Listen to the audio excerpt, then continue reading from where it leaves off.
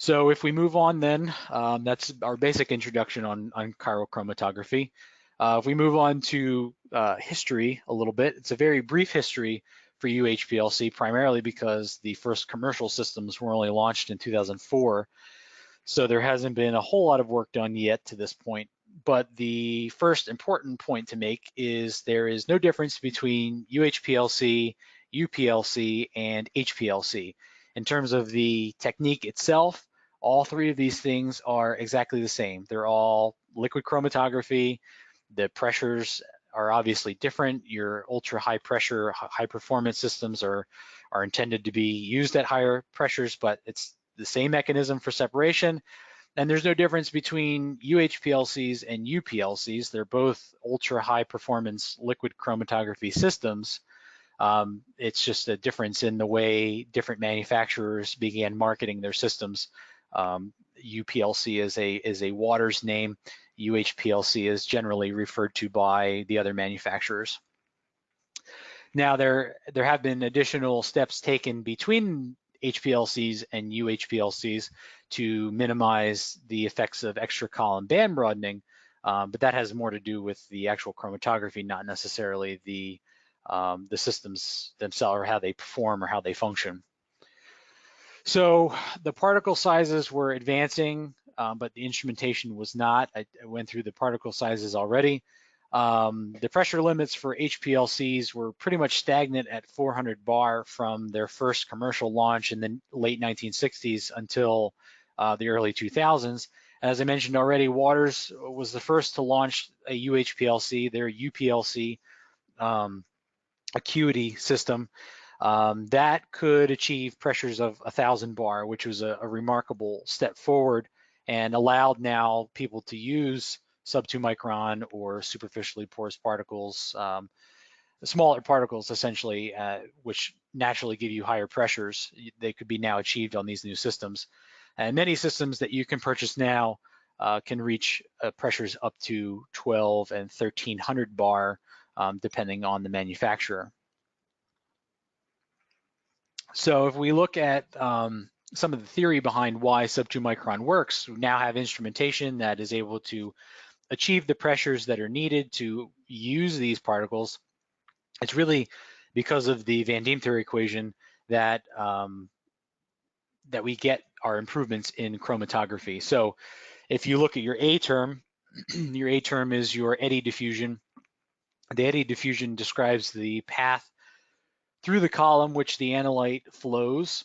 It's directly related to the particle size and the packing efficiency, and it really doesn't have any contribution to the overall shape of the equation at all. If you look at the Van-Deemter plot over here, your A term is flat across. It's consistent regardless of the velocity. It's all dependent on the efficiency and how the column was packed. If you look at your B term, then your B term is your longitudinal diffusion. And for the most part, that is negligible at normal operating conditions. There's obviously a very large dependency on the longitudinal diffusion out here at very low velocities, but this is not a usable velocity, so it's not important to us at all. And that's primarily because the molecular diffusion coefficient in a liquid medium is very small. And then lastly, the term that we will be referring to most today is the C term, and that's your resistance to mass transfer. And so the resistance to mass transfer is the most significant contributor to the overall shape of the curve. It increases linearly as the velocity increases.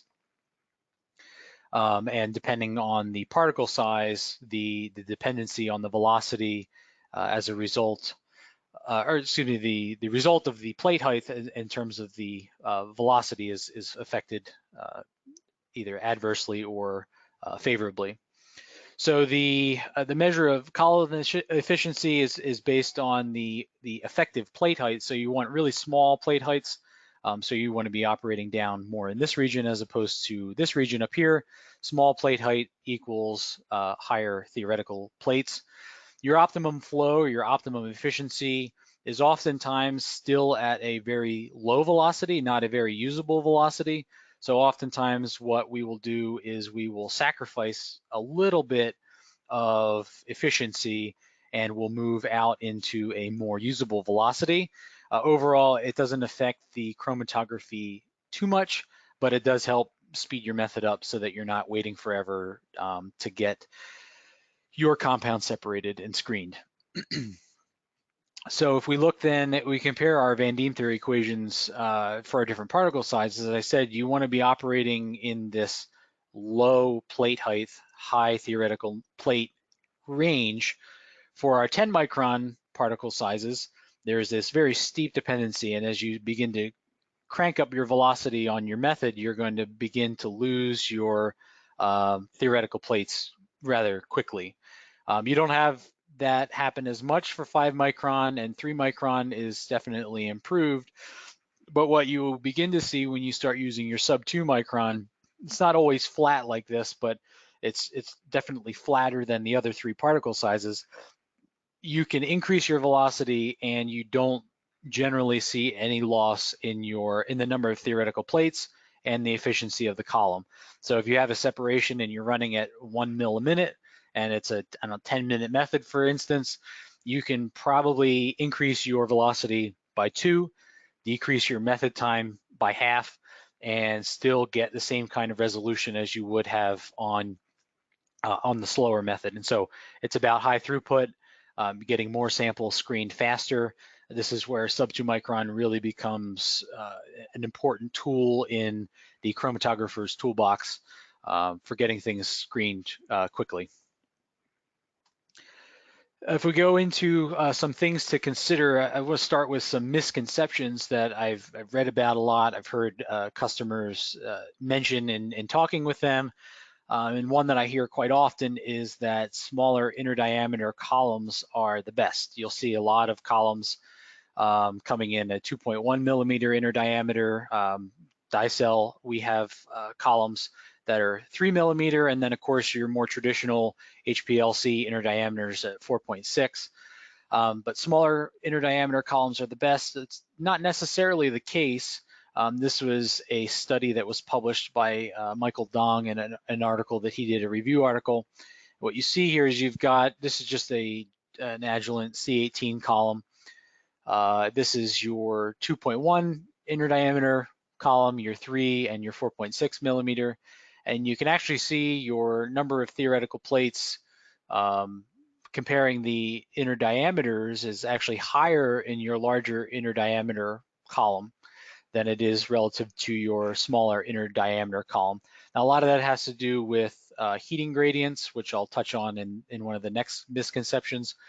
But you can see, although smaller inner diameter columns naturally give you less solvent use, it might not actually be giving you the best chromatography. So Daicel kind of picked 3 as it's a compromise between higher plate count in 4.6, but you're not using as much solvent as 4.6, and you're still getting some savings on kind of both ends here.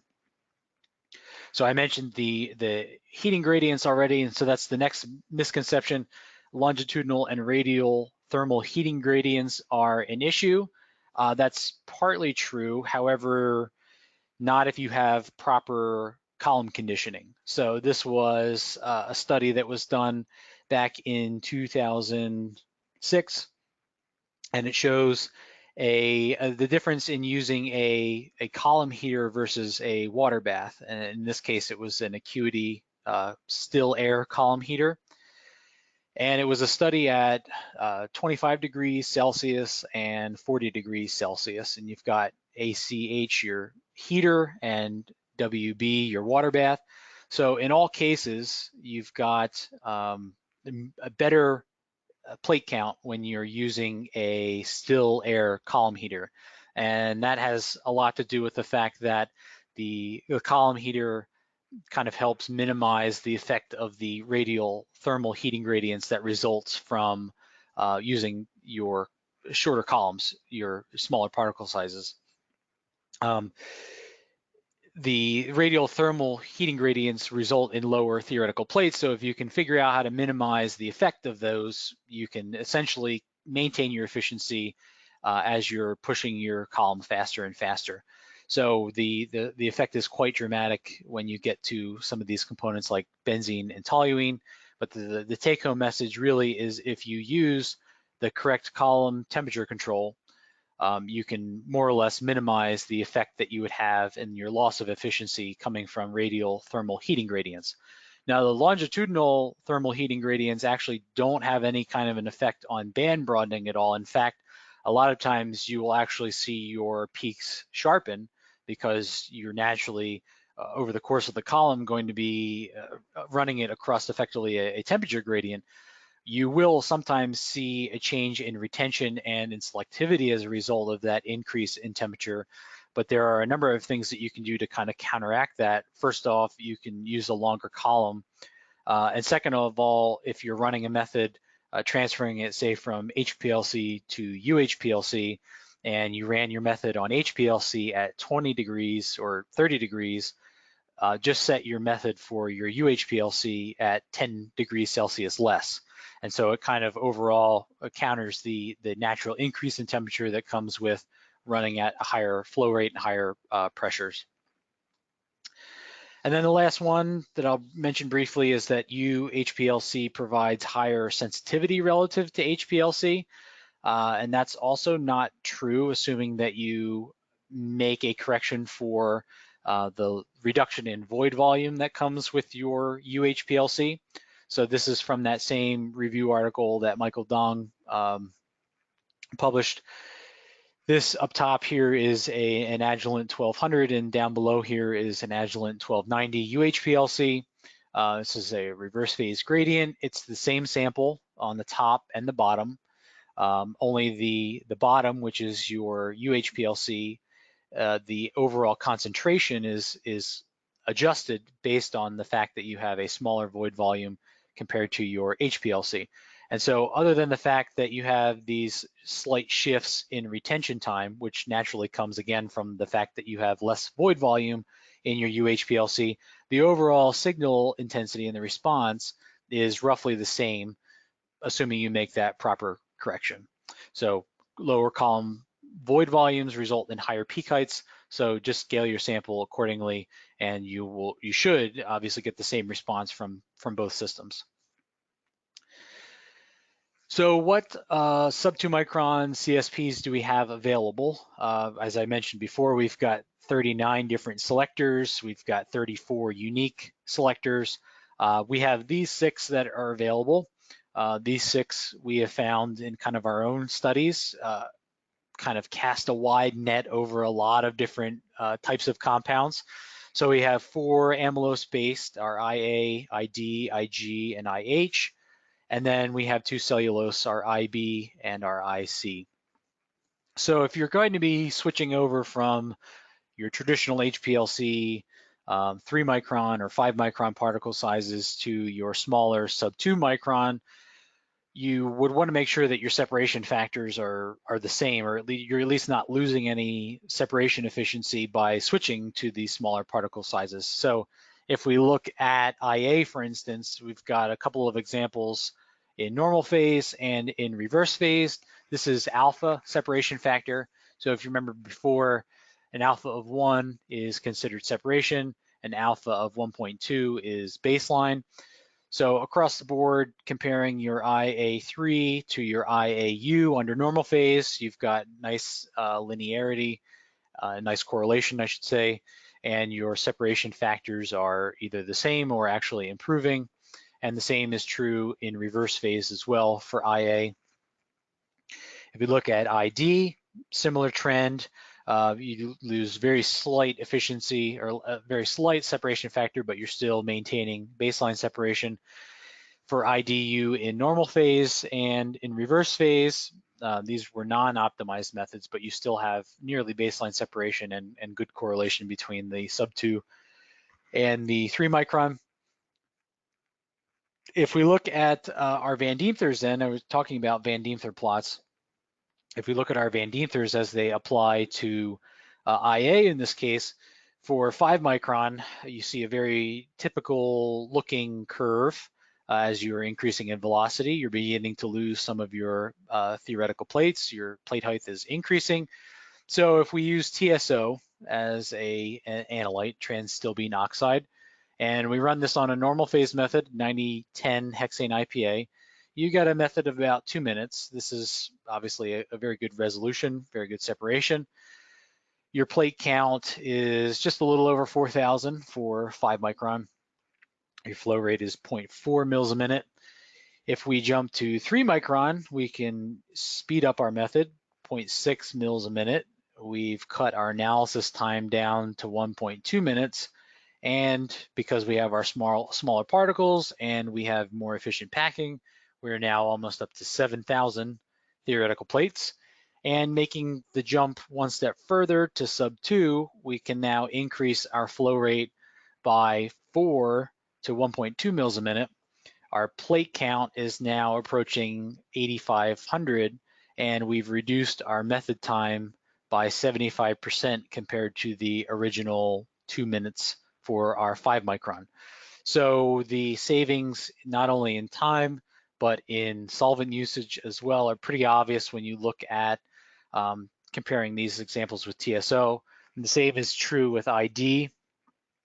Again, this is TSO, cutting your sample analysis time down from 2 minutes to 0.5 minutes, and just about doubling your plate count at the same exact time. And one more example with IH. This method's a little bit faster, 1.2 minutes as opposed to 2 minutes, but it's still TSO. And now chopping it down to 0.5 mils a minute again. So the savings is there in cost. It's there for solvent time. It's there for improvements in analysis time. Theoretical plates, we already kind of talked about that a little bit, comparing between 3 and sub 2, but just a few more examples. These are now on slightly longer columns. These are 100 millimeter. The examples previously were on 50 millimeter. So the plate height naturally increases because you're doubling your column length, but comparing between 3 micron and sub 2 micron, you're at almost 10,000 plates more moving to sub 2. You can see the same thing for IB, going from IV3 to IBU. The same thing for IC, going from IC3 to ICU. For ID3 to IDU. And the last example from IH3 to IHU. So it's not just unique to one particular stationary phase. We're missing on this IG, but it's exactly the same for IG as well. So you kind of get the point. There's an improvement in efficiency and improvement in resolution that can be achieved in moving to your particle sizes. Well, one of the questions we get asked quite often is, so how easy is it to actually optimize your method going from 5 micron or 3 micron, which a lot of methods out there now are on those, moving to sub 2 micron? Is it possible? Is it easy? Is it straightforward? And it's actually quite simple. This case is for flavanone, very simple compound. This is a normal phase method, hexane ethanol. If you were to run this on IA 5 micron, this is a 3 by 150. Your analysis time's about 9 minutes. Making some slight tweaks just to the flow rate, you can now move to IA3 and you can shorten your column length to 100 millimeter. You're now down to 4 minutes. And if you were to jump to sub 2, and you can now shorten your column to a 50 millimeter, you've now cut your method down to 0.7 minutes. And you can see here, if we blow this up, you still have very good resolution, very good baseline separation between the two enantiomers, and you've chopped off more than 8 minutes. So imagine trying to do a large screening of a library of compounds, saving 8 minutes per run when you've got 6 different stationary phases that you're trying to screen. It adds up very quickly. And so the savings is kind of built in by switching.